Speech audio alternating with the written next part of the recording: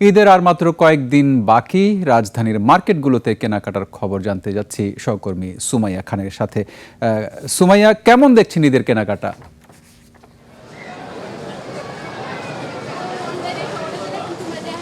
ধন্যবাদ রক্তিম, আমাকে আপনার সাথে যুক্ত করার জন্য। আমি এখন আছি রাজধানীর মোহাম্মদপুরের টোকিও স্কোয়ারে। সামনে ঈদ উল ফিতর এবং আজকের ছুটির দিন। এই উপলক্ষে কিন্তু রাজধানীর বিভিন্ন মার্কেট শপিং মলগুলোতে আমরা ঘুরে ঘুরে দেখেছি ক্রেতাদের উপচে পড়া ভিড়। সারাদিনের তুলনায় ক্রেতাদের সংখ্যা কিন্তু সন্ধ্যার পর থেকে অনেক বাড়তে শুরু করেছে। সন্ধ্যা নামার সাথে সাথে যেন জমে উঠেছে ঈদের কেনাকাটার আমেজ।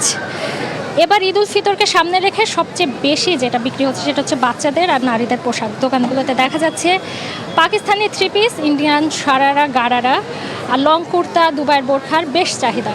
ক্রেতারা নিজেদের পছন্দ এবং বাজেট অনুযায়ী কিন্তু তাদের পোশাকগুলো বেছে নিচ্ছেন। তবে বিক্রেতারা বলছেন অন্যান্য বছরের তুলনায় এবার ক্রেতার সংখ্যা কিছুটা কম। তাদের মতে পোশাক উৎপাদনের খরচ বেড়ে যাওয়ায় এবার পোশাকের দাম কিছুটা বেড়েছে। তবে সামনে ঈদ উপলক্ষে তাদের বেচা বিক্রি আরও বাড়বে বলে আশা করছেন। অন্যদিকে ক্রেতারা অভিযোগ করছেন যে অনেক জায়গায় কিন্তু তাদের সাধ্যের মধ্যে পোশাকের দাম থাকলেও নারী এবং বাচ্চাদের পোশাক যেগুলো আছে সেগুলোর দাম কিন্তু বৃদ্ধি পেয়েছে। সব মিলিয়ে ঈদের বাজার, ঈদ যত ঘনিয়ে আসছে তত কিন্তু কেনাকাটার আমেজ এবং ঈদের আমেজ বাড়ছে। তো রক্তিম, এই ছিল আমার কাছ থেকে মোহাম্মদপুর থেকে সর্বশেষ। ধন্যবাদ সুমাইয়া। মোহাম্মদপুর টোকিও স্কোয়ার থেকে যুক্ত হয়েছিলেন।